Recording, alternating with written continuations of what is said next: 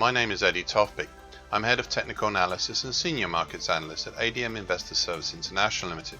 And here is your weekly technical analysis of New York and London sugar markets. I'll start with ICE New York Sugar. The most recent rise in the market has been far further than initially I had anticipated. You see, I'd said some 8 weeks ago and repeated since that the market would be, and I quote, going to be between the support 1630 to 1681 up to the 50% 21st century absolute Fibonacci line at 1809, end of quote. However, to cover an eventuality I saw coming, I also added 3 weeks ago, and again I quote, that is until it changes, of course, one day, and this market is going to make a break one way or another. For the moment, the recent head and shoulders is dormant, and the middle time, currently 1760 of the ever so mildly bullish December 2020 to March 2021 shift pitchfork, is just showing a gentle direction higher, end of quote. 3 Thursdays ago, we saw the start of the current break higher. This time it was done differently and with some vehemence, with a large key reversal up. I said also earlier 2 weeks ago, and again I quote, the difference this time from the late June, early July action is that we've already had a close over the 1809 level last Friday. If prices do so again consecutively, then the 2021 high at 1894 will be in the frame. And that's the end of that quote. And it was. However, the market this time, unlike back in June and July, the market had ammunition for a try higher. We saw prices pushed up through the 1894 level and all the way up to the upper time, currently 1986, which was then breached 2 Fridays ago.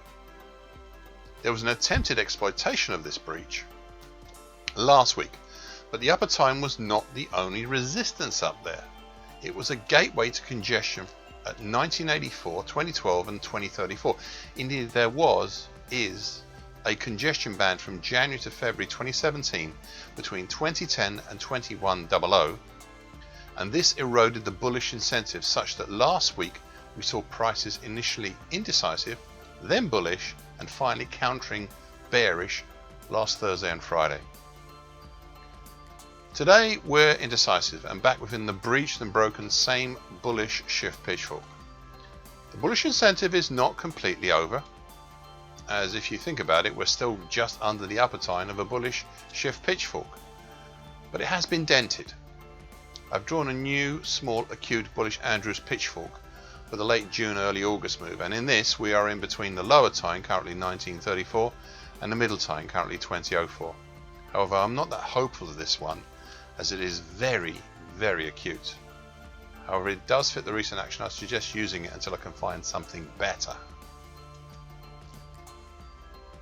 ICE Europe White Sugar.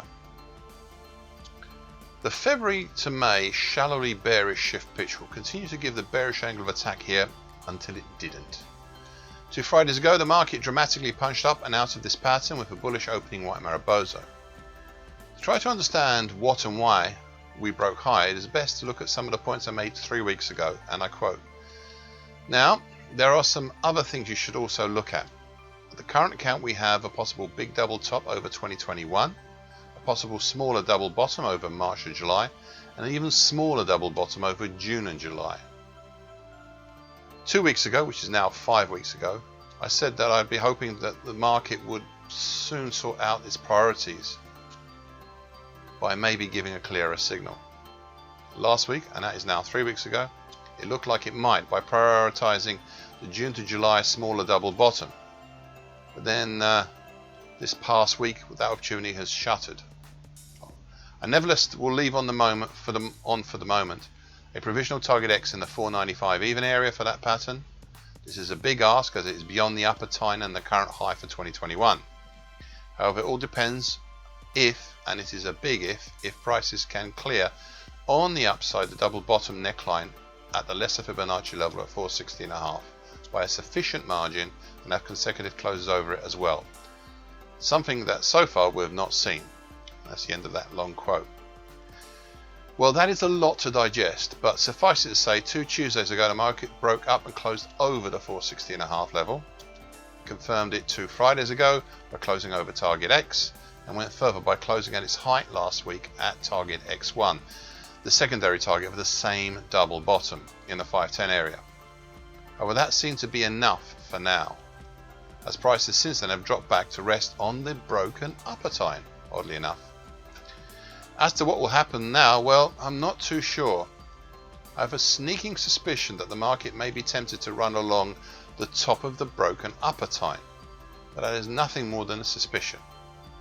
If prices do drop further, then the next support of note is the 50% Fibonacci line for 2021 at 461.40, followed by the rising medium moving average, currently 452 even, and the short medium moving average, currently 450.40, but I'm still not sure at this time.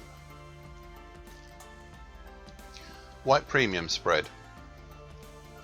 The bearish Andrews pitchfork of the May 2020 to February 2021 move, specifically the declining middle tine, currently 42 3/4, is still running the show here, as prices last week rallied after the previous week's hammer and bullish engulfing pattern caused the move higher. However, it soon petered out even before reaching the upper tine, currently 77 1/4, as it impacted the late March to date downtrend, currently 65 even, and it came right off.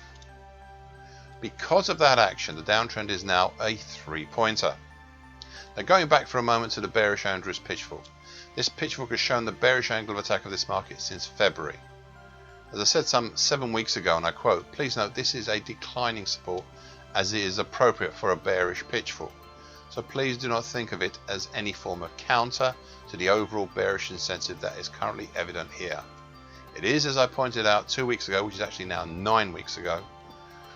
Until we see the move out of these strictures, then this bearish pitchfork will prevail." And that's the end of the quote. So last week initially started with a strong move higher, but then ran out of steep, and we ended up with a bear spike type action, notably actually a shooting star pattern type 1 bearish. As for this week, well, I've already started to see a follow through lower. Just be mindful that even though it is declining, the middle tine is still a declining support.